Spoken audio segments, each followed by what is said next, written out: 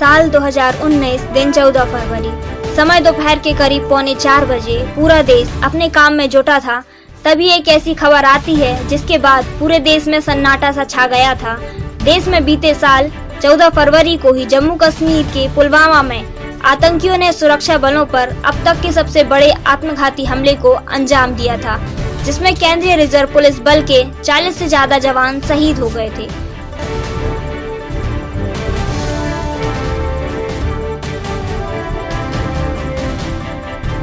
आखिर क्या हुआ था? पुलवामा जिले के लीथोपोरा में बीते साल 14 फरवरी को देश का शौर्य, पराक्रम, गर्व हमारे देश के जवानों के साथ कुछ ऐसा घट जाएगा, इसकी किसी ने कल्पना भी नहीं की थी। सीआरपीएफ जवानों से भरी एक बस से विस्फोटक से भरी एक गाड़ी टकराती है।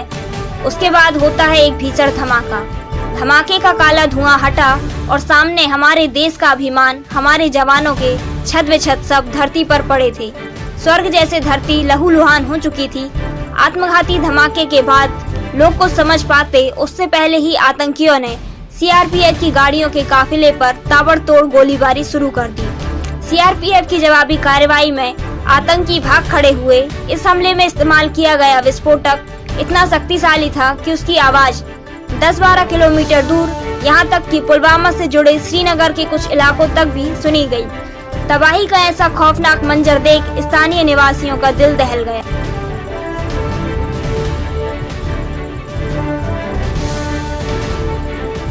इस आतंकी हमले के बाद देश के लोगों में गुस्सा था।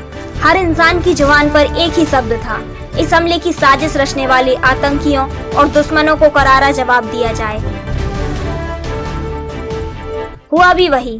भारत ने वो जवाब दिया जिसकी पूरी दुनिया ने कल्पना नहीं की थी। हमले के महज 12 दिन बाद लिया गया बदला। 26 फरवरी की अहले सुबह भारतीय वायुसेना ने पाकिस्तान के बालाकोट में स्थित आतंकियों के ठिकानों पर एयर स्ट्राइक कर दिया। भारतीय वायुसेना के 12 मिराज 2000 जेट ने इतनी तबाही मचाई कि आतंकियों की रूह कांप गई। कितने आतंकी मारे गए इसका कोई स्पष्ट आंकड़ा तो सामने नहीं आया, मगर विदेशी पत्रकारों ने कहा है कि 200 से ज्यादा आतंकी मारे गए। भारत ने बदला भी लिया और ये सुनिश्चित किया कि इस हमले से किसी मासूम की जान न जाए। पाकिस्तान इस हमले में किसी भी तरह के नुकसान से इनकार करता रहा, मगर उसे कितनी क्षति पहुंची ये पूरी दुनिया जानती थी।